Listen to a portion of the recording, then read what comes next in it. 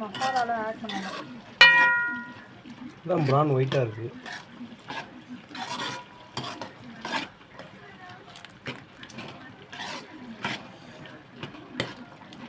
ஒரு லெவலில் 1/2 கிலோ காலி, 1/2 கிலோ தான் இருக்குது.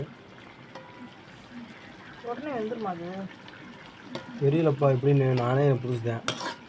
நமக்கு மீனை பற்றி கேட்டாலே தெரியும். மீன் வியாபாரம் பண்ணுறதோட சரி, வேகமாக வேகாதான்னு வேக வைக்கிறவங்க கையில் தான் இருக்குது. கலரை ஆட் பண்ணால் தான் நல்லாயிருக்கும். மசாலா போடணும்ல, மசாலா போட்ட பின்னாடி ஸ்டார்ட் பண்ணிக்கிறோமா? அதாவது என்னென்ன பொருள் போட்டேன்? வந்து எண்ணெய் ஊற்றிட்டு பட்டை, சோம்பு, லவங்கம் இதெல்லாம் கொஞ்சம் பொரிஞ்சோடனே வெங்காயம் போட்டு நல்லா வணக்கிட்டு இஞ்சி பூண்டு பேஸ்ட்டு, தக்காளி எல்லாம் வணங்கின பிறகு பிரானை போட்டுருவோம். இப்போ வந்து தண்ணி ஊற்ற தேவையில்லை. தண்ணி ஊற்றாமலே அதோட தண்ணியே வந்த அளவுக்கு கிரேவி மாதிரி வந்துடும். ஓ, தண்ணியை ஊற்றலையா? தண்ணி ஊற்றாமல் இவ்வளோவா? தண்ணி ஊற்ற தேவையில்லை. வேணும் அப்படின்னா ஊற்றிக்கலாம். அதுக்கப்புறம் வந்து சீரகத்தூள். ஓகே. எவ்வளவு?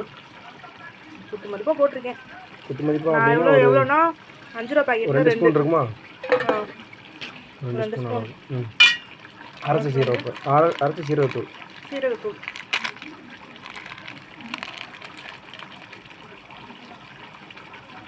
அடுத்து வந்து மிளகாத்தூள். தனி மிளகாத்தூளா? தனி மிளகாத்தூள் ஒரு 2 ஸ்பூன். ஓகே. அடுத்து வந்து மல்லித்தூள் ஒரு 2 ஸ்பூன். இதெல்லாம் போட்டு கொஞ்சம் நல்லா கலந்து விட்டுக்கலாம்.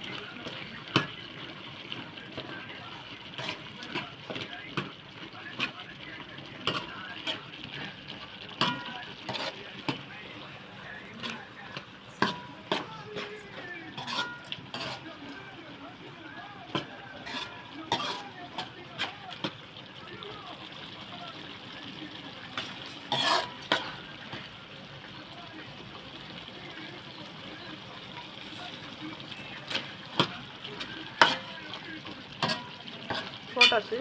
தேவைன்னா கொஞ்சம் தண்ணி ஆட் பண்ணிக்கலாம். இஞ்சி பூண்டு இதில் அரைச்சோம்ல அந்த தண்ணி, அதை வந்து உள்ளே சேர்த்துட்டோம்.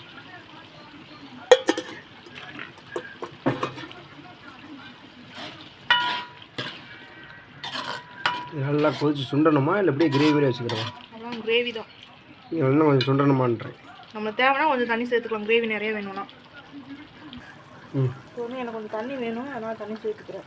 தண்ணி வேணுன்ற விட ஆள் கூட்டம் அதிகம், அதனால கொஞ்சம் தண்ணி சேர்க்கலாம். கொஞ்சம் தண்ணி சேர்த்துக்கிறேன். எனக்கு கொஞ்சம் நல்லா கொதிச்சோன்னே கொஞ்சம் கிரேவி கன்சிஸ்டன்சி வந்துடும். அந்த எண்ணெயெல்லாம் பிரிஞ்சு வந்துடும்.